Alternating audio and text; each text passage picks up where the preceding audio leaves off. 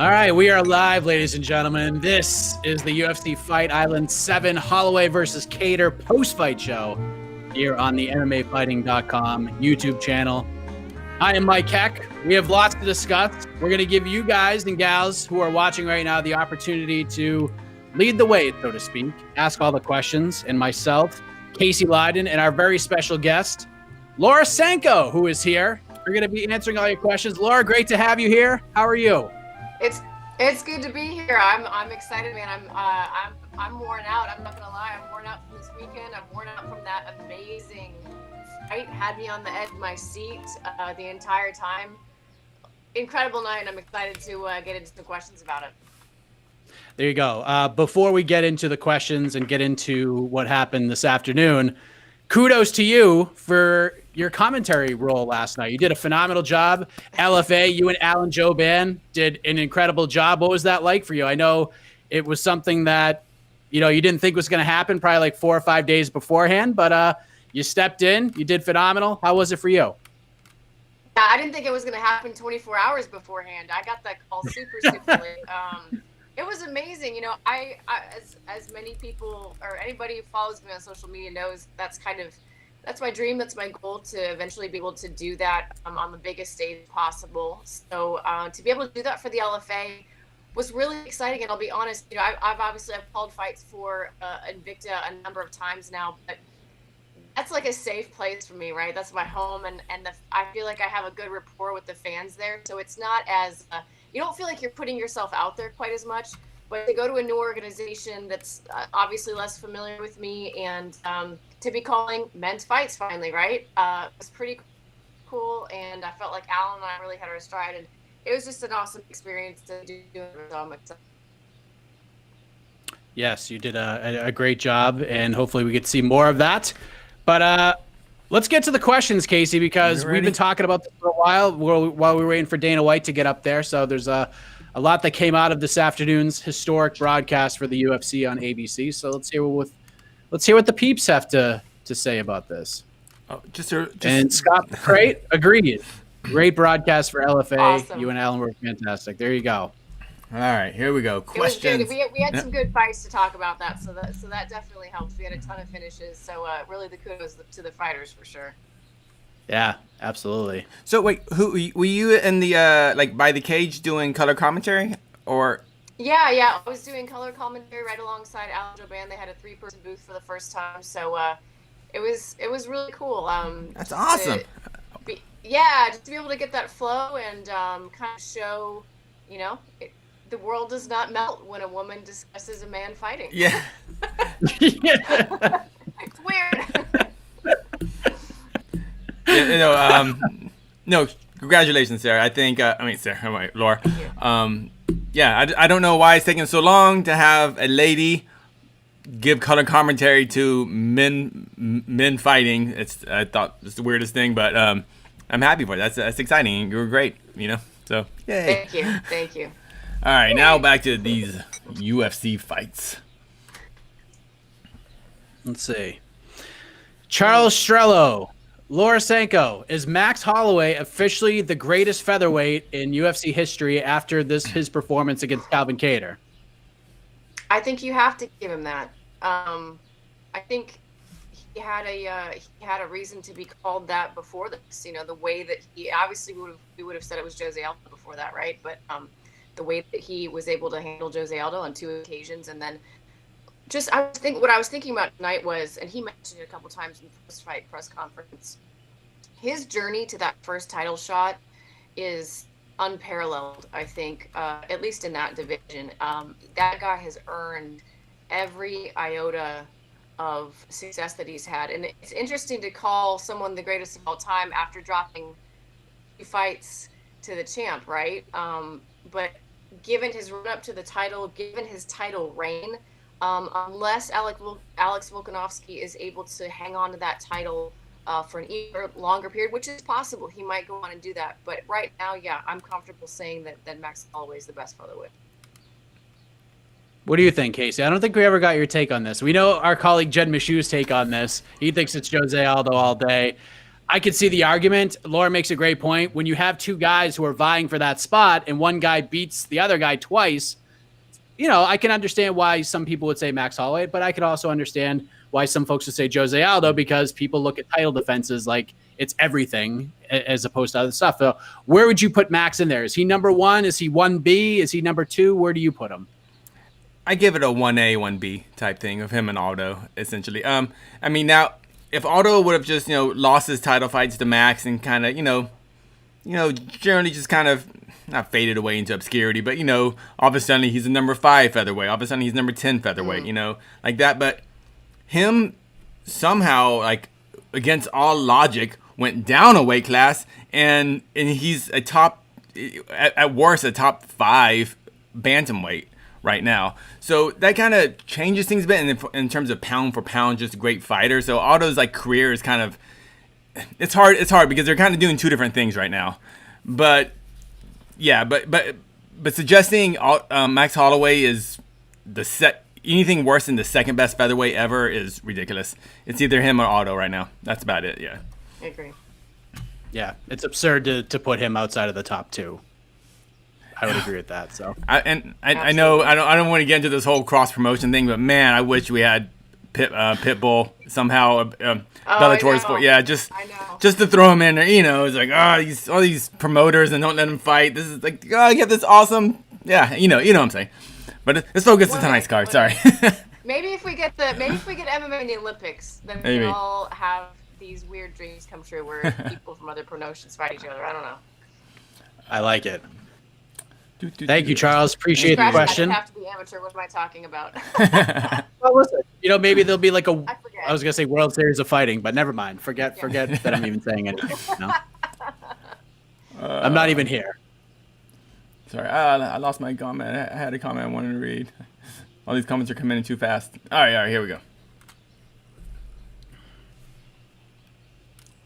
All right, I am not going to answer this question because me and AK will talk about that on to the next one. What is next for Calvin Kattar? Laura, I'll ask you that question. I wouldn't mind seeing him. Maybe a rematch with. It was Zabit that beat him, right? Most recently. In November of 2019. Yep. Yeah, I wouldn't mind seeing them run it back. It's so hard, like, to right after these fights to immediately. I understand Dana's like constant, like, stop trying to make me matchmake on the night of fights. But that is, it's the next logical question. I wouldn't mind seeing a rematch there. I mean, we've got everybody kind of a little bit tied up. I'm trying to remember who else. Obviously, they announced tonight that Alex and Ortega. Yair might be an interesting fight. Although I think he might be out for a little bit here. I don't know. What do you think, Casey? Taking away any actual damage he took, because we can probably talk about later how much damage Kattar took tonight, because that's a whole other issue that I think probably has a fighter and just someone who cares about the safety of fighters. That was a lot of damage that Calvin Kattar took tonight. But assuming he has a little headache, he's good in the morning. Man, what's up with Josh Emmett? Is he how long is he injured for? Or he's been out for a while. He tore every. This is why I need to have my Google. Yeah, it's so funny. We watch all these fights, and you tell me name a fighter. I'm like, I can't name a single fighter. I don't know of any. I don't know. Just. Emmett had a lot of injuries coming out of that Shane Burgos fight. He tore his ACL, MCL, a whole bunch of stuff. So I would say, best case scenario, we see him in the summertime. Yeah. Is it Chan Sung Jung that's also there? Yeah, he's coming off a loss to Ortega and recently. So he lost. That's right. Yeah. So Korean, I could see a zombie Kattar fight. That'd be pretty cool. I honestly, when I was watching this, because Ortega had such a superlative performance and Max had such a superlative performance, I kept thinking, man, I would not hate and I realize he's pretty booked. I'm just, talking out my rear end here, but I wouldn't hate seeing that fight again either, because I feel like I don't know. I felt like Ortega was a completely different fighter. Now Max just upped the level yet again, but I wouldn't hate that rematch at some point. I realize it's not, coming down the pipe right away. Yeah, I think for excuse me, I think for Kattar, he just needs some. I would think at least 3 months out of the gym after a beating like that, and by that time rolls around, things change. Volkanovski, Ortega would have already happened by then, or around that time. That fight's scheduled for March sometime, right? March 27th. March 27th. Yeah. So I think Kattar just needs some rest, and I think about 3 months we'll probably throw his name back out there and see what's going on. But man, good thing. I'm happy he has an extra 50K though. That's gonna be somewhat nice. Sure. Yeah. Jeremiah likes the idea of Arnold Allen. I don't dislike that idea at all. That would be a lot of fun. Arnold Allen's been trying to get a big fight for a while. And Calvin Kattar, if they offered him Arnold Allen or Casey Leydon or anybody outside of the top 15, he's taking it. He's putting his pen to paper. It doesn't matter who it is. He's fighting him. So I think he's got a lot of options, and it's good when you have a guy like that. But hopefully he can take some time and heal up. But he's the toughest man in the world. Like after that, I don't know how he stayed on his feet. Like it's one thing staying in the fight, but it's another thing like staying on his feet that entire time. Like I think Max Holloway said I had him doing the Mr. Robot during the post-fight press conference at different times. So, God, what a performance! And Kattar's all-time tough for sure. I want to say real quick, when Max was talking about giving that beating to Kattar, how he just wouldn't go down, and Max was thinking, man, I am so tired. I think, man, Max has a great poker face because he never looks tired in there. He never looks tired. I thought the exact same thing. I don't get that. Like, after, I hit mitts for, 30 seconds, I'm like, I'm still hitting it, but I can't hide that tired. And I see these guys, guys like Max, who are, inside, their heart's going, 180 a minute, and they're just dying inside. But outside, they're barely sweating. They're just, pa, pa, pa. I don't get it. Yeah. His pace didn't take at all. No. I mean, even the guys who come out and guys we refer to as volume punchers. Tony Ferguson, great example. Tony Ferguson is a great volume puncher. But Tony, like most normal human beings, slows down a little bit in those later rounds. And just to see Max do what he did, it was just, man, that guy, I don't know how he trains. I don't know how he does what he does without having any sparring. It's crazy. That's when you talk about Max and his fighting abilities, it defies kind of basic fight logic a lot of times. Do you think so, Sarah? Yeah. Sarah, Laura, I don't want to keep Laura. Yeah. Yeah, it just doesn't it's make. Good. It doesn't I'll make. Answer to any name, Kate. Yeah. I don't know why I'm calling you Sarah Sanko. Sarah Sanko. I'm just like my alter ego. Yeah. I'm drunk on fighting right now. Same. No, yeah. But listen, it does defy logic. I think a lot of the things that he did in this fight tonight defy logic, because it's one thing. Is my signal okay now? Am I connecting okay now? Your audio's fine, so don't worry if you're going choppy. As long as we're hearing you fine. Though. All right. It's weird because my signal says I'm full strength, so I'm not sure what the issue is. But what really hit me when I was thinking about and just kind of digesting the fight, it's one thing. I mean, we could be sitting here talking about this superlative performance just on the volume and pace alone, but there are so many other layers that we could also be talking about. If we just talked about his creativity, so to have the creativity, the variety of weapons, the viciousness, the showmanship, all within that context of an absolutely insane pace, sustained insane pace. You just don't see that. It's one thing to be creative when you're throwing a couple of shots at a time, and you can kind of sit there and think I'm going to throw this 360 kick, and then I'm going to do something really cool on the end of it. You've got time to digest it, set it up, go execute it, and then there's kind of that reset moment. Max never has a reset moment, and I think it's really what makes a lot of his opponents fall apart, because then that means they never have a reset moment either. And I'm telling you, you can't find training partners to replicate that. You can't you don't get that in the gym unless you're training with Max Holloway. I just can't imagine how you'd ever prepare for that level of creativity within that pace is just second to none. Yeah. Plus his defense and the durability, because Calvin hit him with some big shots. Big shots. That uppercut, a couple of uppercuts landed super clean, and Max just ate him like a turkey sandwich. Like it was nothing. Yes. It was amazing. It really is. And I mean, we all know Max is tough. But it's like every time I watch the fight, I'm just reminded of how tough he is, because you're exactly right, Mike. That uppercut, that's the one that really stuck in my head.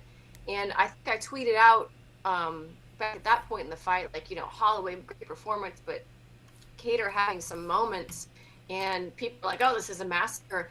It was, but like I'm telling you, Kattar had bad intentions on some of those shots, and he was connecting with some of those big shots. And that guy has got so much power in his hands, which is what, even though it was just an incredibly one-sided dominant performance with a guy like Calvin Kattar and power like that and accuracy like that, I was still on the edge of my seat all the way to the bell, to be honest with you, because you just never know. And Calvin could have pulled it off, but I hope we end up having a little bit of discussion about, thoughts on should the fight have been stopped and all that type of stuff, because it's an interesting one, and it's one that has really evolved for me personally, as I'm tight with Anthony Smith, and like I've seen some of these other fights where we just end up having that discussion afterwards, and I think it's one that needs to be had because it keeps it in the forefront of people's minds. I'm not saying it should happen tonight, but it's worth discussing, right? Absolutely. Yeah. And yeah, Casey and I were talking about this, and I think it comes on the heels of our colleague Steve Morocco's article about Spencer Fisher that we dropped earlier this week. That is just absolutely unbelievable. If you haven't checked it out, highly recommend you do so. Yeah, I think it broke everybody's heart. But there's one thing that was so fascinating about Calvin Kattar, because I saw everybody on Twitter saying, listen, Tyson and the team, they need to think about stopping this fight. End of the fourth round, after eating 81 significant strikes, Calvin Kattar is sitting there with his back against the cage, a bloody mess. Horn blows. Kattar just smiles at Max Holloway and says, good stuff, man. He gives him like a high five and walks back to his corner. And Tyson Chartier is asking him all these questions and giving him advice. And Calvin's answering him clear as a bell. There's like nothing concerning. Like if you just turned the television on and saw that exchange between Tyson Chartier and Calvin Kattar, you would have never thought he got hit 81 times 30 seconds ago. You know what I mean? Yeah. Did you see what Max looked like at the post press conference? It looked like Max lost the fight just by the bruising on his face. But like that's the guy that landed like 2,000 strikes, which means that Calvin hit him with at least hit him with a significant amount of strikes. And I don't get it, dude. I don't get it. It's a wild sport. Yeah. They're both just next level humans, that's for sure. Do you think? Go. I'm sorry. Heart of hearts, Laura. Do you think they should have stopped it earlier? No, I don't. But I do think I understand, and I think it's valid, and I actually think it's important. I'll go beyond valid and say I think it's important that it was at least the topic was broached. That's the thing, right? Like at some point, I remember when Duke Roufus stopped the fight for Anthony Pettis. That's the one that really sticks out, man. I know there are other examples I can think of, but I do think the most important stride that can be made is to make it less or more socially acceptable, to where if you get your fight stopped, you're not automatically a pussy, and you're not thinking about firing your coaches because how dare you do that. I had long conversations with both Anthony Smith and his corners after that fight, and it was fascinating because Anthony's old school, right? Like he was legitimately angry that topic even came up, and he was honestly mad at his corners for I guess being sensitive to the feedback that they got after the fight. Mark and James were not loving that conversation, understandably, and Anthony's like, I don't know what the problem is, get over it. So people didn't like what you guys, it's fascinating to hear the mindset of someone who, he said I've had this conversation with Mark, where like I will never train with you again if you ever stop a fight. It will break my trust in you, right? And I do think that ultimately it's the referee's job to keep the fighter safe. That's the biggest thing. That is what their job is, and the coach's job is to help the fighter figure out a way to win. Now, secondary to that, fighter safety is part of a coach's job, but it's not his primary job. It's the referee's primary job. So I think, and the ref is literally in the fight, right? Literally seeing this, hearing this. So I put a little bit more onus on them. And this goes back to just how crazy tough Kattar is. As much as I wanted that fight stopped, and as soon as I'd be like, "Ooh, the fight should be stopped," then I see Kattar throw this wild hook that Max has to get out of the way of. It's not like he just throws it. Max is like, he's there. You know, there was an elbow, like those, like he's like Kattar's still in the fight. He's still in the moment. He's not just, you know, blind. That's what made it. That's why I understand Herb Dean was in a very difficult position. Was it Herb Dean? Was he the main event ref? Yeah. Yep. Sorry. Yes. That's what made him. That's why it was such a difficult position. And as long as Calvin's head wasn't really bouncing a lot, and it seemed like his legs only went out just momentarily in 25 minutes, maybe a couple of seconds. Body language is a big piece of it, and that's why I was actually fine that Anthony's fight didn't get stopped either. People made a big deal out of it, but like the shots that he was taking on the ground for the most part were somewhat peppering.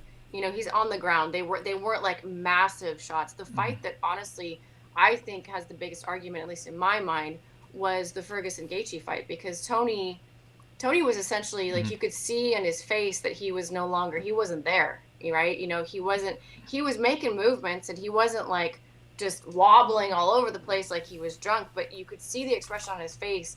He was somewhere else, and he was defending and moving, but he wasn't defending in a way that we know Tony's capable of defending. I would argue that Calvin, while he was getting tagged up relentlessly, I kept seeing moments where he was weaving and he was putting his hands in the proper position, and then he'd fire back with an elbow, or like you say, he'd fire back with a shot. To me, that's very intelligent defense. So I kept being on the cusp of having that thought, like, oh, maybe they should, and I'd be like, no, I don't think so. Oh, maybe they should. No, he looks, I think he's okay. And then, as you say, Mike, in between rounds, clears a bell, answering questions. That's a big piece of it. So I'm not upset that it wasn't stopped. I would also point out, in such a high stakes fight for Calvin and Max, if this was just an amateur fight or a regional fight or just the early fights on the prelims, I think the ref can be a little more aggressive in stopping the fight. But I think these guys, like Calvin Kattar, I think you understand this, like, he has earned the opportunity to get his ass kicked like that. And because it takes years to get to that point, to get your ass kicked in the main event on national TV. I know that sounds weird, but I think you know what I mean, Laura. Like, I do. Yeah, it's like that he's earned that right to get his butt kicked. So I think in the end of the day, I think Herb Dean actually did a fine job, and it hurts. It kind of hurts your heart a little bit, but I think the right decision was made by all involved. Yeah, I agree. I would agree. And by the way, I do want to say one thing. I thought Dan Hardy on the broadcast today was awesome. Like, he was an A+ on the broadcast. And I thought he made such a great point in the first round. He's like, Calvin's normally a slow starter, but you cannot let, and I thought the analogy was great. Like, if you let Max get out to too big of a lead in the first round, it is almost impossible to play catch up. And he was so right. I'm sitting there listening to this. I'm like, I don't know. It's just one round. But as you saw that first round unfold going into the second, I even tweeted out, I'm like, all right, this round went kind of the way I expected it to, but Kattar's a second round guy. Like, once the second round comes, that's like Kattar's first round. But Dan Hardy was so right. He was so right, because it just got worse for Calvin after that. I wonder, too, if Calvin wasn't slightly taken by surprise by Max's immediate pace, because a lot of times we see Max come out round one and be very patient, very calculated, almost like he's kind of taking it all in. He's still, I say that, and he probably still lands, 4 strikes a minute, which if you average out the UFC is still pretty high rate, but it's low for him is my point. He's a little bit more calculated and more patient often in that first round. And then the second round, sometimes you can see a huge flip the script. He comes out and he fights like we saw him tonight. Tonight, he came out and he had that volume and he had that pressure right from the bell. So I don't know if it was just Max feeling himself or Max feeling like he had Calvin's number, but I wonder if Calvin didn't have half a second of going, oh, whoa, I was not prepared for this. I was prepared to have at least a sort of patient first round where we could measure each other up and I could find my distance, I could find my rhythm, because literally from the first few seconds of that fight, you could tell that Calvin just hadn't settled in and Max was already like in his groove and flowing out there. And then it just, as you say, the fight got away from Calvin within the first minute of the fight. Yeah. It's crazy. It's crazy. Dan Hardy was unbelievable today. And to see him like standing on his feet doing the broadcast was even cooler. Yeah. Like just pacing around like in his little space on his feet the whole time. They need like a longer cord for Dan so he can, have a nice length. You should be able to, just be, come on, get some wireless. Get some wireless headphones. Have him just walk around. Wireless headset. Come on. Yeah, just he's in the locker room watching. He's walking out with them right next to them. Oh, he's got the look in his eyes. Yeah, I can see it. He's got. He's like on top of the audience. Yeah, he's pushing Herb Dean out of the way. Oh, yeah. I thought tonight's booth was great. I thought Anik DC and Hardy worked well together tonight. That's not a normal. That's not a normal combination, right? No, I was actually trying to think if I've ever seen Hardy and DC work together, and I can't say it's never happened, but not that I could remember. And it's a great mix because Dan has such a level of detail in his analysis that I personally really enjoy, and DC brings such great he does detail as well, obviously. He quite literally does detail, but he often in fights does a great job of really painting the big picture. He brings the humor, he brings the personality. I freaking love it whenever he says big biscuits. It's my new favorite thing in the whole world. These big biscuits out here, Hey, I thought those big biscuits were fight of the night, to be honest. So yeah, it was a fun one. It was a really fun one. That was a fun one. Well, apparently there were other fights on the card too, so we might want to. I guess we'll go. Yes. The mother fight. All right, here we go.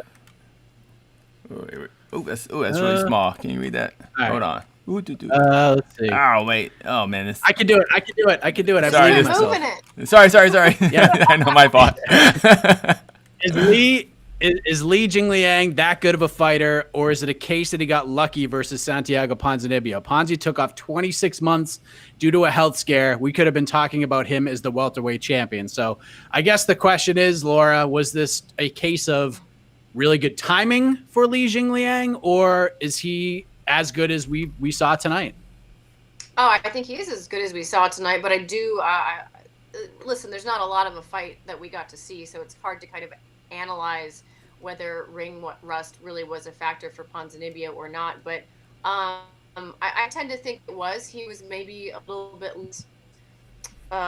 explosively aggressive than we've seen him in the past, but you can't take away from Li Jingliang. That was a perfectly placed punch, and it's I always root for these comeback stories. I'm a fan of the Leech. It's not like I wanted him to lose, but I always love rooting for the guy who's trying to scrape his way back. So I was it's sad to see Ponzinibbio on the canvas like that, but I know he'll be back. He's an incredible fighter, and as Joseph Boza said, we easily could have been talking about him in that welterweight contention title. He was on a heck of a streak, and just unfortunate circumstances kept him away for a really long time. But I have no doubt he'll be back and doing big things quickly enough.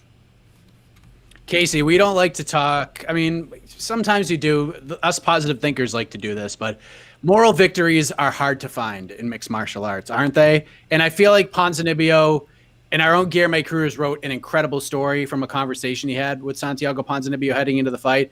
But him just getting back and looking as good as he did, the shape he was in. I mean, this is a guy, after losing all of that weight, was actually thinking about dropping to 155 because he lost so much muscle mass due to the illnesses. So just the fact that he got back in here and was on this historic card, although it sucks that he lost, he got finished in the first round. Is that like, can you take at least that with you? Is that a moral victory? I do as a fan. I don't think he's going to. I don't right. Going to at all. It's kind of like Walt Harris. That was just Walt making the walk when he did back in May, you know, those first few fights back was, oh my God, talk about emotional, you know. And then you want the story to end a certain way, right? You want this fairy tale ending for Walt, given everything that he had been through. So you're right. I as a fan, like I'm happy that they were able to get back to the point where they could even enter the octagon. But as fighters, entering the octagon is not what we're here for. It's not what we're there for, you know, and you never, I don't know. I don't think fighters take moral victories very often, but as a fan, I see it. Yeah. It was a crappy loss for Ponzinibbio, but I don't think it was the worst loss when he looks back on it, because it wasn't like he was dominated 15 minutes. And I mean that punch honestly landed like he was. I think it was that left hook, and he had his arm up, and it just kind of either came around. It came around his guard, but it just hit that perfect spot right in the tip of the chin. Right in the tip of the chin. Like if that hits on the cheek, on the forehead, it hurts, you know. But it doesn't take very much right on that tip of the chin. So it's just one of the. I don't want to call it a lucky shot because there's no such thing at this level, a lucky punch. But it was a perfect punch, and it was a perfect punch. Yeah, one shot. Yeah. So. And again, he didn't go out cold. Ponzinibbio was that right? Yeah, Ponzinibbio still. Was he arguing the stoppage? A little bit, yeah. A little bit, right, yeah. Yeah. So it was a good stoppage. It was fine stoppage, but yeah. All right. And again, another great point Dan Hardy made, and I didn't even realize this. Li Jingliang is massive. He is a huge welterweight. Dan Hardy's like, look at the legs on this guy, and I was like, oh, I didn't even notice that his legs are bigger than. It's just massive. This is gonna sound weird, but like his cranium is gigantic. Like he has a giant head. Now it fits his body. I'm not saying he's like some really disproportionate person, but like he's just a big guy, very big. How many? Wait, Mike. How many fights does the Leech have in the UFC? Isn't like we talked about this on the preview show? Something crazy. He's like a lot. He has a lot. Like 16 fights or something. Like I'm like I'm like holy yeah. It's like I think we said he by far he has the most fights in the UFC for any Chinese fighter easily, not even close. So he is a very experienced fighter who knows. It just took him a while to hit that prime to get in his stride. Like he just got to the UFC when he was a decent fighter. Now he's a good fighter, and now he's on his way to becoming kind of that great fighter. Can he be in the elite? You know, so he took a giant step tonight. Yeah, for sure. As I said on the preview show, and I don't know if we're going to see this again. Anytime Li Jingliang enters a fight as a massive underdog, take a shot on him because he always comes through. Wes S., what is next for Carlos Condit? UFC, Bellator, PFL? Or is this the end of the road for the natural born killer? Yes, as he stated on his media day, this is the last fight of his UFC contract. So we will see what happens. But Casey, let me get your take on this, my friend. Do you see Carlos Condit said on his post-fight scrum he hopes to re-sign with the UFC at some point? Not really sure what the price tag is, but he wants to come back. He's got 2 wins in a row. Do you think his next fight will be inside the octagon, or will it be somewhere else? Well, it's not the end of the road, that's for sure. There's still a lot of fight left in him. I was privileged enough for Carlos's when he fought Court McGee. I was in Albuquerque at the time, so I got to watch him train and hit pads and just, dude, watching Carlos Condit hit pads for 5 or 6 rounds is. Oh, it's beautiful. It's just you know, Laura. Like some guys are good strikers, but some people on the pads are just like, oh wow. Yes. Like music. Yeah, it just has a, and then of course I had to hit pads right after that, and it was just embarrassing. But let's not talk about that. But no, I as much as I love what do you call it, competition, and I want to see fighters fight everywhere, and find different promotions. I think Carlos Condit is a UFC fighter, and I hope he can come to terms and get the proper, whatever he wants to get paid. I hope him and Dana can come to a agreement, and I would like for him to stay in the UFC, and I like him to finish his career in the UFC, and I still think he has a good run still left in him. Agree. I thought he looked great tonight.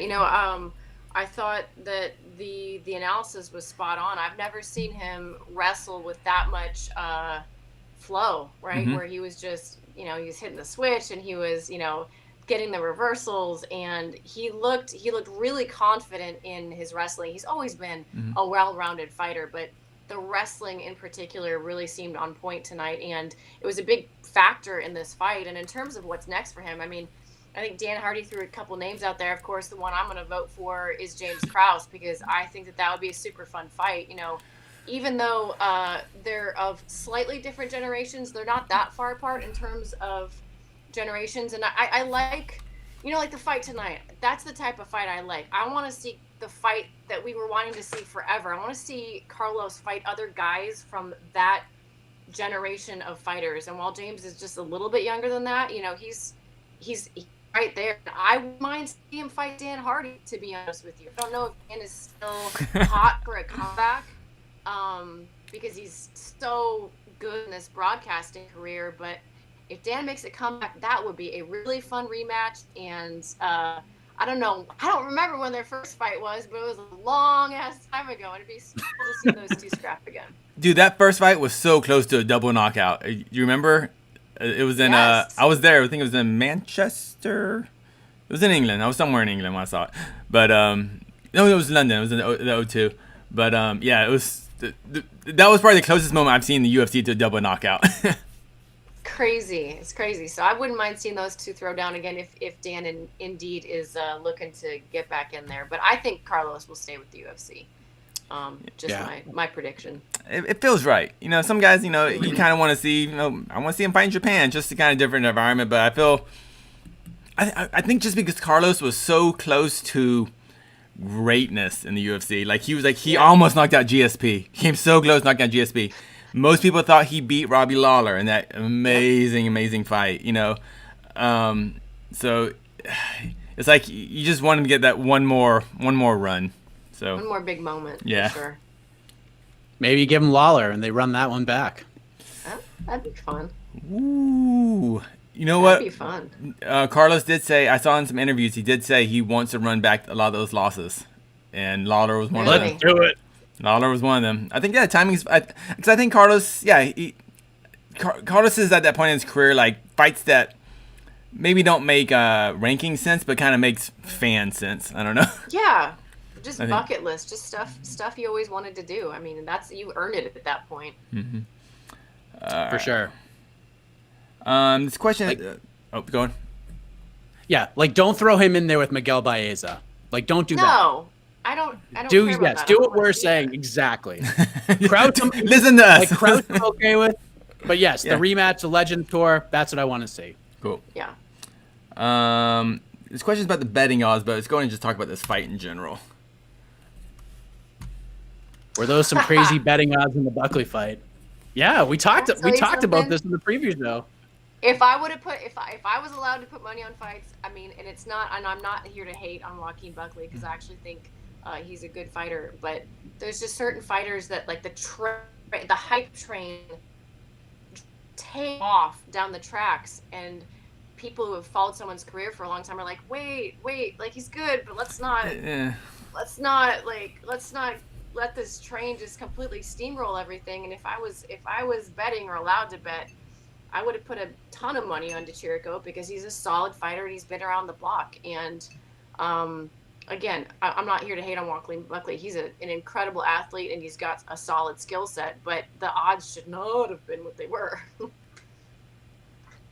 I would agree with that. Yeah, I think we said I think when we did our preview show coming into this fight, I picked Jericho, and I was like, well, simply because this is the toughest Jericho. It's when he fights guys better than, it sounds silly, but when he fights guys better than him, he loses. I feel Kevin Holland is a better fighter. He lost to Kevin Holland. And Bellator, when Buckley was in Bellator, the guys he lost to, I feel are just better. And the guys he's beaten, he's better than them. And I thought, comparing those wins and losses in his past, I thought Jericho was going to be in the better half. And that's what we saw tonight. Yeah. Yeah. I thought if Buckley was going to win, it was going to be a really close decision. I thought it was going to get to the nitty gritty. I didn't think there was going to be he was going to finish the fight by any stretch. But if Buckley were to win, it was going to be a gritty fight. It was going to be one that he was going to take a lot away from. But You never know what's going to happen in this sport, friends. And Jericho got it done. Nasty knockout. And then I thought the post-fight stuff was even better. He refuses to do an interview with him. That was so strange. I felt for John in that moment. And I was putting myself in that position like, oh, how would I tag that? How would I react to that?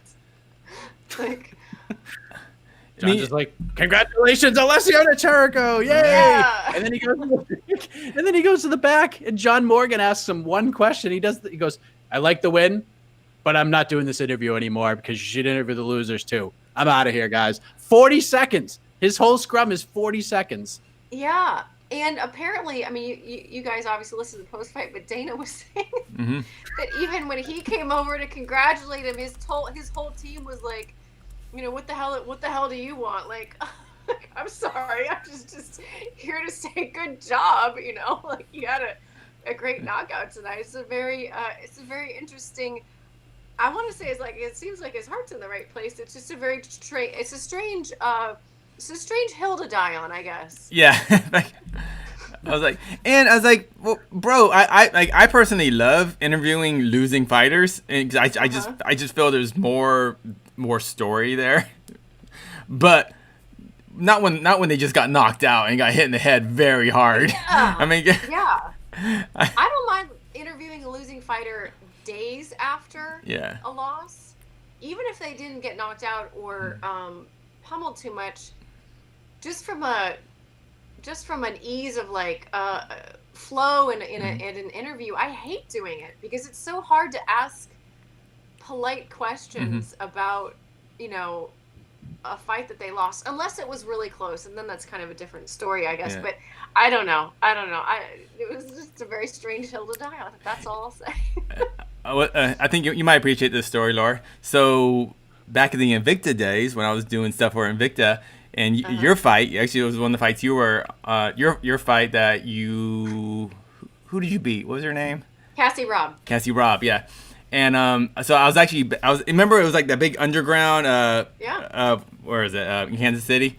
But the Memorial Hall. So I was interviewing everyone backstage, but I wanted to talk to some of the losers too. But like, I was like, ooh. So I kind of put the camera down, and I kind of went to the coaches first, like, do you think would like to talk about her loss? And they were like, well, you can ask her. And then I would ask, and hey, do you want to talk about it? And like, I think of all the 10 fighters that lost, 9 of them were like, yeah, I'll talk. It's fine. I'm not gonna trash anyone, but there was one fighter I asked when she lost the fight, and she looked at me and she's like, I don't want to fucking talk about it. I don't want to throw her under the bus, but like, now I was like, dying to know who I'll tell you later. Okay.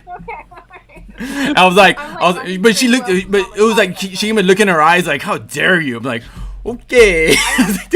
I so wish, because I think she won that night, but I so wish that this story was accidentally about Paige Van Zandt. She like had this alter ego where she was like, fuck, I don't want to fucking talk about this fight. But I'm sure she would never do that, and I actually think she won that night. I can't remember, but yeah. So talking to losing fighters is always from us backstage is always a tricky thing because everyone's different. Every fighter is different. Yeah. Some fighters are like, I'll talk, but other ones are like, Thank you, Sandy. Thank you.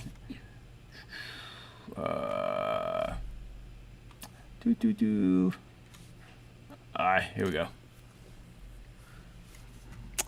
Was Carlos Felipe versus Justin Tafa a robbery, Laura Sanko? I'm not prepared to call it a robbery, but maybe a pickpocketing. A misdemeanor? I think it was. I think it was a pickpocketing. I did have Justin winning that fight, but I don't know that you can call it a robbery. That was just a great fight, and there were a lot of really close moments. So I can't. Normally, when I think about a robbery, I'm thinking like armed robbery, right? I'm drawing this analogy out way too much at this point, but I didn't see, there weren't moments I could point to and say, how could you argue that was anything but just, Carlos Felipe winning. So I did have Justin winning, but no, I wouldn't label it a robbery. Casey, what do you think? Was this a robbery, or is this like someone saying, do you have $20 I can like have? Oh man, robbery. So yeah, this wasn't a full on like assault team robbing a bank robbery. This was maybe more, go to your local bodega and steal kombucha type of robbery. I don't know. I'm not paying $4 for this. A handful of Splenda packets from yeah. bringing them back to the hotel. I like this dinner plate. I'm like, it's that type of robbery. But this is actually one of those fights that I think for fans, and like Laura, you'd understand this too, because we've seen so many fights cage side, how what you see on TV often is a much better view than cage side. So maybe it's when there are close fights, sometimes you think shots land from where the judges are, but they actually don't land, or vice versa. Yeah. So I think when there are close fights like this, that you do have a better perspective at home than you do as a judge. So I'm gonna give it a little bit of leeway, I guess. Yeah. Yeah. Tafa got hosed. He didn't get robbed. Yeah. I don't know if there's a difference between the two, but I feel like hosed is just a little friendlier than robbed. Okay, here we go. Let's talk about this one. Oh boy.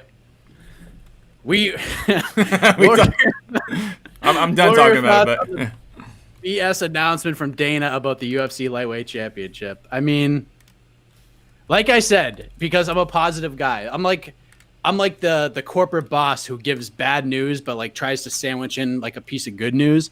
The good news was I thought they built this up so brilliantly.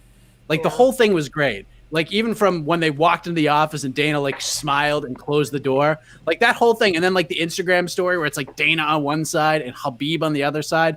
And then him doing the video saying 3 p.m., ladies and gentlemen, when this main card starts on ABC, the announcement comes and it's going to affect everything at UFC 257. You got my attention. You got it all. And then at 3:02, when there was no Dana, 3:03, no Dana, 3:04, no Dana. Then we're doing the promo for Puna Soriano versus Dusko Todorovic, and we see them walk down the aisle. Like I was immediate like, uh-oh, this is not going to be as cool as I thought it was going to be. Sure enough, it wasn't as cool as I thought it was going to be. Laura, what did you think? I know you're in a different position than we are, but it wasn't quite as cool as I thought it would be. But it's kind of out of his control, right? I think he was fully anticipating a yes or no definitive conversation, and you know what? I'm gonna spin it in a positive way as well. I don't hate it because it's gonna add this whole other level of intrigue when we watch that fight next weekend, because the co-main and main event, I think all of us in the back of our minds are going to be thinking, was this enough to tease Khabib out of retirement? Was oh man, is this, maybe Michael Chandler goes out there and does something just absolutely insane, right? And I don't know, or honestly, in a perfect world, Conor McGregor, not that I want Dustin Poirier to lose because I don't, but Conor McGregor does something magical again, and I'm not going to lie, that would get everybody going, and it would get me going, the thought that, now, will Khabib say yes to this? Because I think there's a part of Khabib that's very principled, and I think there's a part of him that doesn't want to give Conor that experience again, that shine again. I genuinely think he doesn't have a lot of respect for him, perhaps. But then, by the same token, I think Khabib is at a point in his career where he also wants to entertain people, and he wants to put a capstone on his career, and to beat Conor again would be that capstone, and it would be a massive payday. So I don't mind it. We've got an extra layer of intrigue as we watch the fights next weekend. So I don't hate it. I don't love it, but I don't hate it. Here's the thing. I actually left the door open for some positivity until Dana spoke at the post-fight presser and said that Khabib wasn't going to be there. He'll be there Wednesday, but he's going back home after he corners somebody on Wednesday. If Khabib was sitting next to Dana on Saturday at UFC 257 watching these fights unfold, I'm with you. I'm all in on it. I would be all in on it if Khabib was there watching it and reacting to everything that happened in those two fights. You know what I mean? But just seeing that nothing had changed from October when he announced his retirement, it's kind of a letdown, Casey. And then it sounds like they're gonna. Sorry, I didn't mean to interrupt. It sounds like they're gonna meet again in Vegas. So then we have like another announcement to get all excited about. I don't know. Announcement 2.5, Casey. Yes. Yeah. Yeah. I feel like that we're just doing the GSP thing again now. We're like every 3 months, GSP come in retirement. You know, it's just this thing. It was cute, the decision. Oh, the door's shut. What are they talking about? You know, it's cute. You know, actually, I do want to criticize something though. No. I want to criticize something, and this is actually criticism on Khabib. Why is he? I know he said he's retired, but has he just said I vacate the belt? Because Dana's talking about not holding up the division. Well, one thing I admire about John Jones, when John Jones went to heavyweight, he vacated the belt immediately. He's like, okay, I'm done with this. And then if he decides to go back to 205, he'll have to fight as a challenger, I guess, for John Jones. For Khabib, though, I don't understand why hasn't he officially vacated the belt? Because he's not retired. Oh, my bad. He's retired. That's why. I think he's just gonna decide. You know, if I think it's just literally a gut reaction. If he is moved by someone's performance and gets that fire lit in him as he's watching, then I think he's gonna fight again. And if it's just sort of, if we see two decisions and two kind of back and forth fights, but more maybe, which I don't think this is gonna happen. I don't know how it could happen, but with the people that we're talking about, but just in some parallel universe, if it's a somewhat boring decision type fight, then I think he's gonna vacate. I really do think it depends on the performances that we see on Saturday. And that was what he meant by not holding up the division. Like, in other words, I'm not going to drag it out past Saturday and past when he has this next conversation with Dana. Yeah, I guess. I'm just like, either, I don't know. Khabib, I've said you're the best. I think you're the GOAT, actually, and all that stuff. I'm like, but you left, dude. Like, let these gentlemen continue with the division and let them fight for the belt. And if you want to come back, challenge them. I don't know, or I don't know.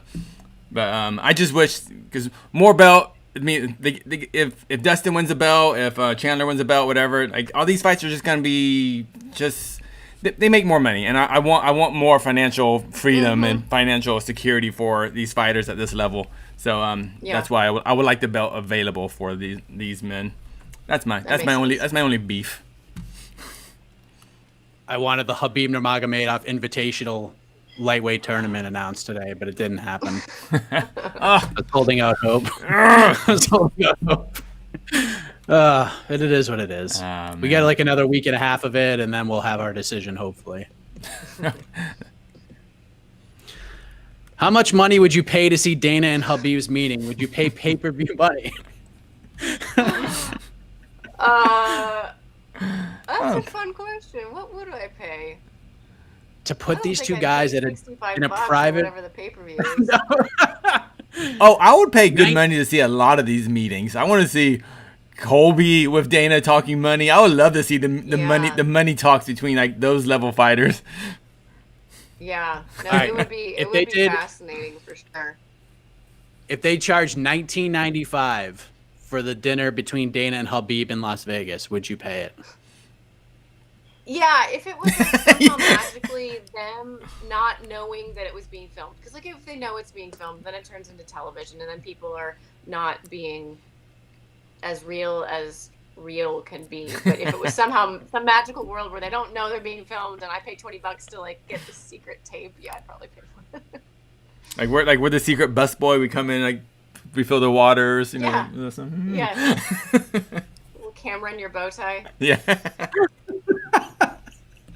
So basically, we want to become spies. That's what we're talking about. Basically, yes. We are not recommending anybody do that, by the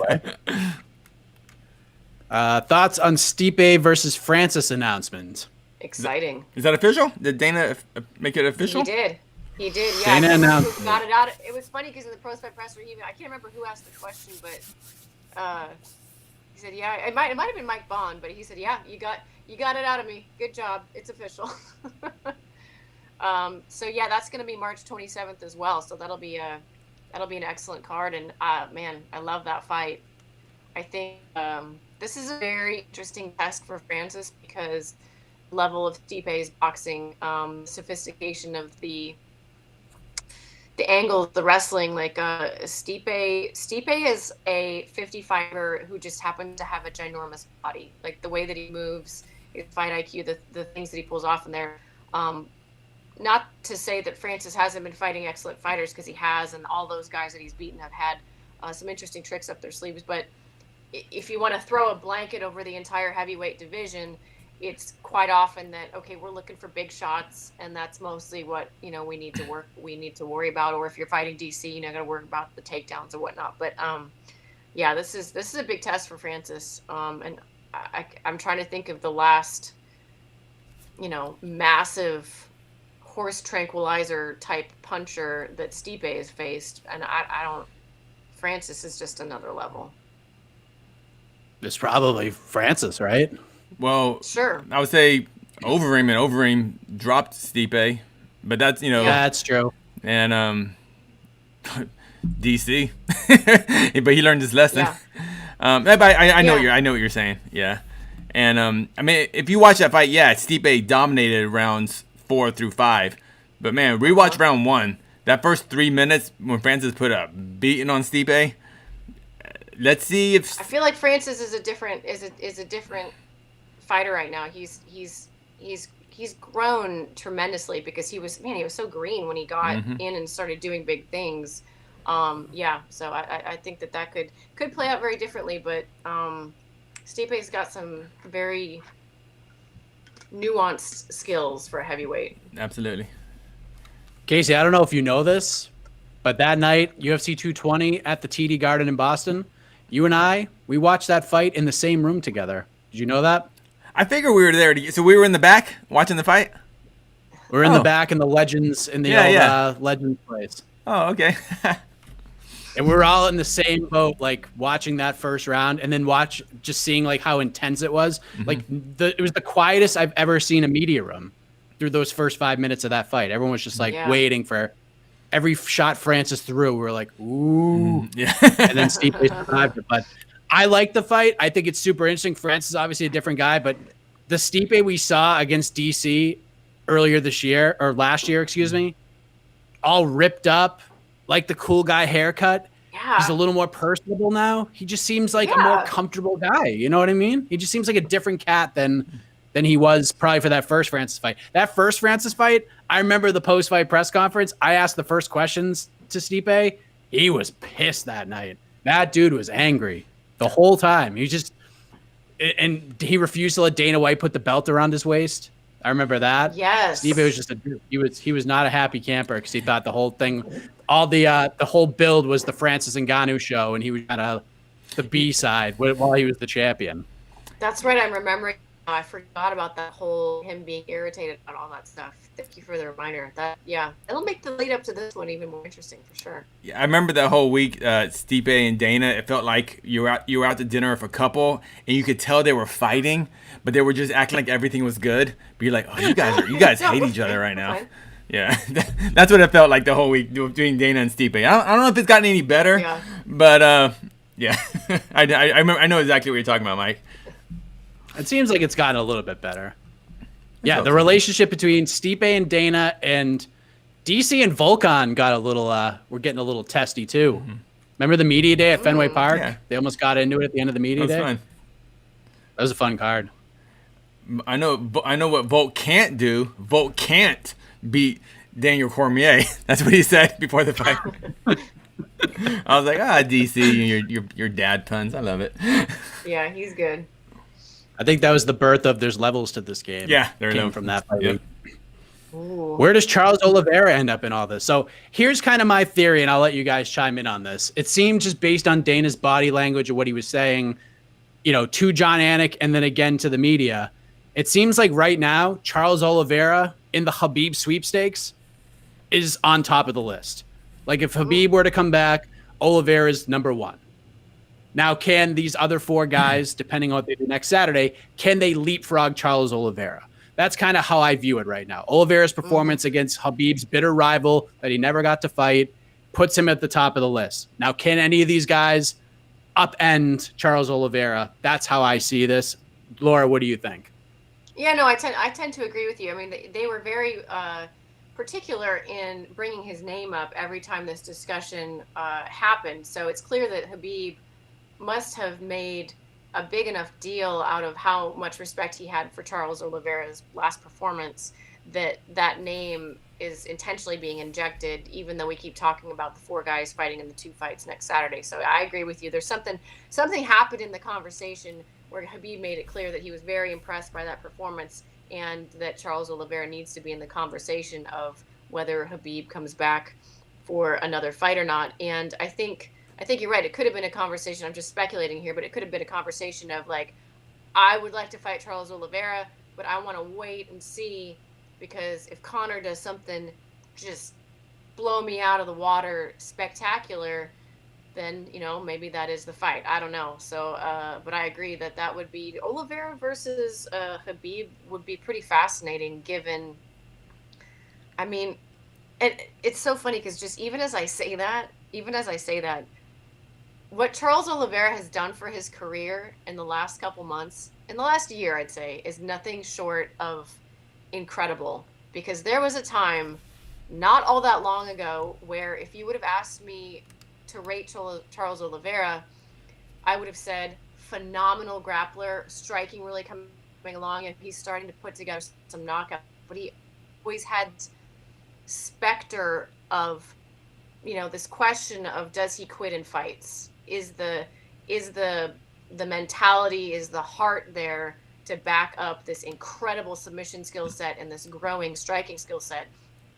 And to hear myself talk about how Khabib is eyeing him as the next greatest challenge is just so cool, because I love the idea that fighters are you're not stuck. You don't have to get pigeonholed a certain way. You can fight your way out of a reputation for X, Y, or Z if you put together enough performances that contradict that reputation or that conversation that has built up around you. Because I'm sure that we created that somewhat unfairly, but it's clear that he's just a different fighter these days. Remember the days, Casey Leydon, and we've talked about this. Remember the days where Charles Oliveira would just go out and dominate a guy at 55, and then he would get on the mic and all he cared about was, give me one more chance to fight at featherweight again? Like, this is a guy who just realized that, hey, we're here. We're a 55er. We accept that. We're happy here. So my question for you is, one, do you agree with that Charles Oliveira, because I've been saying this for a while, I don't think Khabib's coming back, but if there's one guy who might entice him to come back, it is Charles Oliveira if he continues to rack up wins. But if Oliveira is on the top of this list, does this mean, in your opinion, that the fight that Dana White is trying to line up, because he mentioned Nate Diaz, booking him a fight at 55 that we'd all like, are you thinking Nate Diaz versus Justin Gaethje, since he seems to be the odd man out of this equation right now? So you asked me, do I think Gaethje is going to face Nate Diaz? Is that if we are to believe that Oliveira is in the Khabib sweepstakes right now? I think Oliveira is still one more big win away, because away from Khabib coming out of retirement to face Oliveira. I think he still has to beat one more win. I think that's how I don't mean to interrupt you. That's how I felt in my head, but then why I just kept going back to, like, why was his name so intentionally? I mean, it's clear that Khabib really saw some things, because I'm with you, Casey. If I would have written this narrative like, oh no, he needs one more of those wow fights. But it seems like Khabib really is kind of impressed by him right now. Yeah, I mean, if Khabib, that'd be really interesting though, because I mean, of all the fighters you mentioned, Gaethje, Poirier, McGregor, Ferguson, whatever, Chandler, the one that sells the least amount of pay-per-views is Charles Oliveira. For sure. Just from a money standpoint. But if Khabib is good on money and all he cares about is competition and how he looks at how he ranks the fighters, not how we rank the fighters, and if he thinks Charles Oliveira is like, that guy can beat me, I want to face him. Yeah, if that's how Khabib feels. But again, are we hearing this from Khabib? I know we're kind of, everything's through other people, so I wonder This is just me speculating 100%. I wonder if Khabib was like, I want to come back, and I like the puzzle, the problem that Oliveira presents. But Dana was like, yeah, but the money is Conor. So why don't you wait and see if Conor does something that lights a fire in you? I wonder if the maybe let's wait a little longer was kind of the push from Dana. Now I'm just pure speculation on my part. Well, Dana still has to sell the pay-per-view next week before he sells the Khabib versus anyone. So I mean, I know it's a week-to-week thing with Dana in a lot of times as far as what he's promoting, and that's his job. He is a promoter. That's why, as much as I thought the decision was whatever, we watched it. The fans watched it. We're talking about it. We're talking about it. So Dana White's job as a promoter, he did perfectly. He's winning, So the fact that we're talking all these things, that's all a win for the UFC and interest, Absolutely. and that's what they want. Can I just say that the more I actually talk about this, the less I hate it. Because it's your idea? No, I just like the Oliveira fight. Like, nothing has changed. Yeah, nothing's changed. We're exactly the same position. Yeah. But sometimes, and it's very cliche, sometimes if you just talk things out, it makes more sense. I still don't like it. Like, I've taken a step up from I hate this to I just don't like this at all. Like, I didn't like it.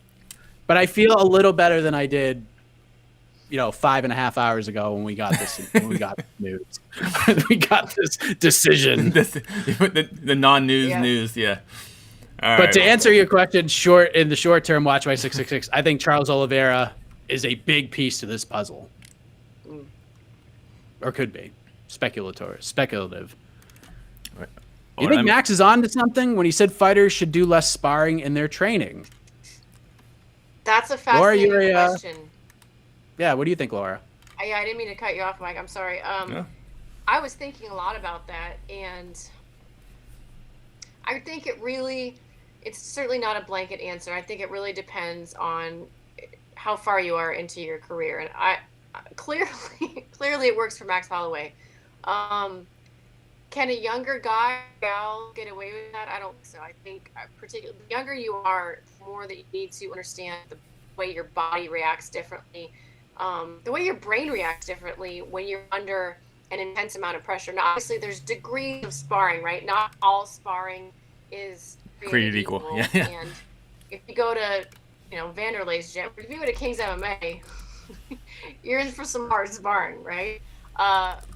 And there are some gyms that take a slightly different approach. So, of course, I would agree that the old school, I was actually having this discussion after LFA last night, in fact, the old school days of like the day before your fight, let's get in the gym and let's just try to knock each other's heads off, and that's how we're going to prepare. Those days are long gone. That is 100% dumb and unnecessary. What, the day before the fight, people were like, let's fight all out before the actual real fight? Oh, that's... Ed Sorensen was telling these crazy stories about like Shogun, and I can't remember who else it was, but he was telling these crazy, like, really old school Pride Day stories of like, oh man, yeah, like right before they went out, people, sparring so hard in the warm up that they're almost getting, knocked out back in the day. So obviously that's dumb, but I think it has to be a case by case basis. Clearly it works for Max Holloway, but Max Holloway, as we know, is a special guy. It's not going to work for everybody. And I think part of it comes down to, are you someone who needs an on switch, or are you someone who doesn't have to find the switch? I obviously had a very short career, so I'm on the side of, being green, and like I needed more experience dealing with that level of pressure and finding my on switch so that I could do that in a fight. Max knows himself, so I'm kind of giving a wishy-washy answer, but I don't think it's for everybody. Some people need to spar. You have to spar smart. I think spar smart is the answer. Remember, and Max has been kind of very secretive about this, but remember the whole situation when he was, I forgot who it was. He was fighting Ortega originally, and the week of, he had those I guess, remember those faintings, or he was just dizzy, Yes. and it wasn't from the weight cut yet. It was actually just they had basically kind of sounded like he had some concussion issues, and those concussion issues were coming from sparring, and it was carrying over to fight week. And I think he should learn this lesson from that. And if you remember too, when Max fought Frankie Edgar, and he went to the decision, and Max actually said in the post fight interview and in the post fight press conference, he said, you know, I didn't want to go all out with Frankie, in the sense that I wanted to play it safe. I didn't want to take any damage. And so that fight was kind of boring in a sense. You know, it wasn't, I guess, crazy as this fight was, but Max admitted, I fought safe. I wanted to just get in and out of there with no damage. And I think Max is realizing that. I think he has children. I think he has a kid. He has a kid. He talked about he wants more kids. I think he just recently got married and stuff, or he has a fiance. So I think Max just sees there's life after fighting, and if he's gonna take, you know, that brain trauma, you know, he's gonna make sure he gets paid for it. I think You have to. Sorry, go ahead. No, I just think he's at that point in his career where he's got all the skills. Now it's just, he has to get his body in shape and the timing right, but there's no need to punch in a sense to get ready for a fight at his level. Yeah, you have to know that there is life after fighting, and I know that it's funny. I know that Dana always gets so much shit for saying that fighting is not a career, because you can take it one way, what he means when he says that. But I think that this topic is what he's talking about. Like, that fighting is a young man's sport, and you have to enter it knowing that you will not be doing your life, which means that you're going to have, God willing, 30, 40, 50 years after you're done fighting. And what is that chunk of your life going to look like? And I recently, I'm not going to say who it is because I don't want to offend anybody, but there's a fighter that's been around the block for a while, and he's kind of got that style where, he gets hit a lot. And I was having a conversation with him. I hadn't talked to him in a few years, and I was like, as soon as he started talking to me, I was alarmed by his rate of speech, and like, I don't know, just the way he was having trouble finding things that we were discussing, and like I don't know. It reminded me of the article that we referenced at the top of the show, and it broke my heart, because it just it made me think, like, this guy has not maybe fully. You can say that of course your career's gonna end at some point, but like there's knowing it, and then there's knowing it and changing how you approach your career now to set yourself up for success later. And I think Max is clearly a guy who gets it and has done that. And I hope that more fighters see that you don't have to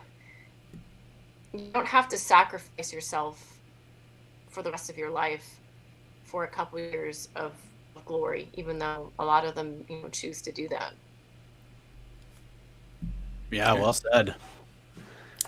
And seeing Max Holloway, especially like these days, 2020, 2021, I wonder if like Demetrius Johnson was just like so ahead of his time. You know what I mean? Like, it seems like a lot of things that Max Holloway has perfected at this point in his career, DJ was doing for years before that, and wasn't getting the same attention that Max is getting right now, from like the video gaming, the way he just like gets better, the cool, calm collectedness that he is in the octagon.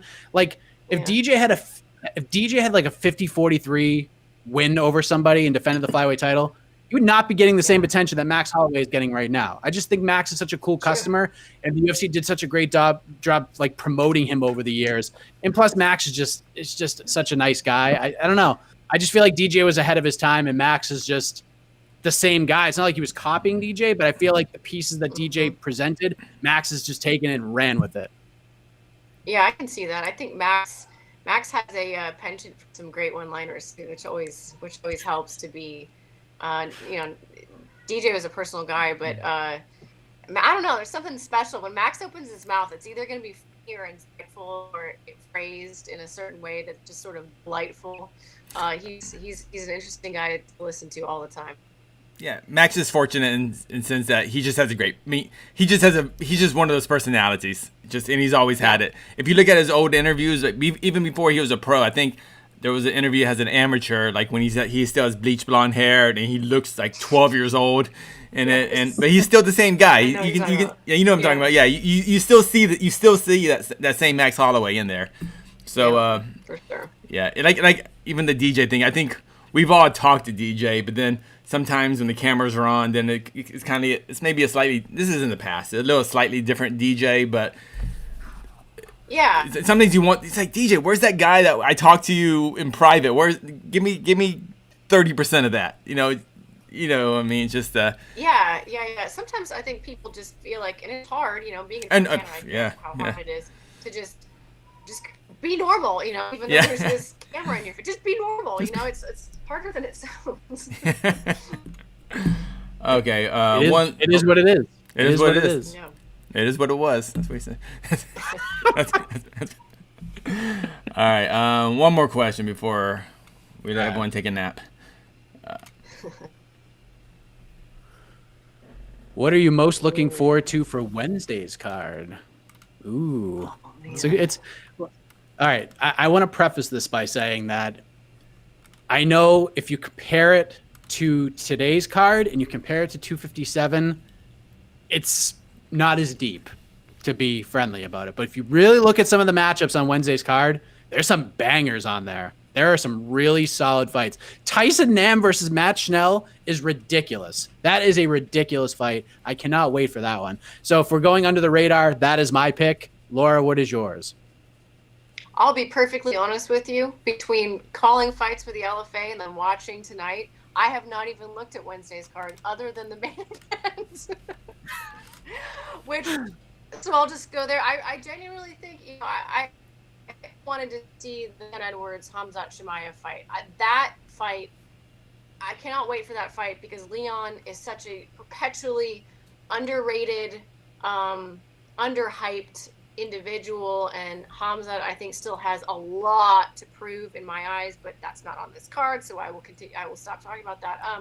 No, I think Magny Chiesa is a really intriguing matchup, and they're both long, rangy guys. They're sort of similar in a sense, and I think that this is, a real opportunity for Chiesa to come out and steal the spotlight. But man, Neil Magny has looked next level in his last couple times out, and I'm excited for that one. I think that one's going to be. I hope they're on the canvas a lot because I want to, geek out over some intriguing grappling exchanges. But we'll see. It'll be a good one. Laura, What do you think, Casey? Oh, actually. There's a fighter debuting on Wednesday's card named Victoria Laredo.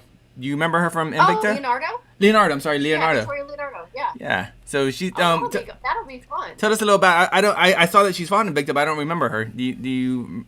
Yeah. Oh no, she's had some real fun ones, and she won her contract on the Contender Series this last season. No, she's solid everywhere. She's predominantly a striker, but has excellent grappling awareness, and I think has really worked on honing that. Her grappling has, particularly her control grappling, like she's really good at getting on top now and maintaining that top position, but she could throw hands. She's just a solid, durable striker that has had enough time in Invicta to really develop a well-rounded skill set. I think sometimes some of the female fighters can get rushed into the UFC a little bit more than the guys do, and then we end up with these divisions where it's like the queen of the division and sort of everybody else is, like anybody could beat anybody on any given day. And I think Victoria, given her experience in Invicta and what I saw in the Contender Series, has a real shot at making a dent and being ranked in that division sooner rather than later. But we'll see. She'll be a fun one to watch for sure.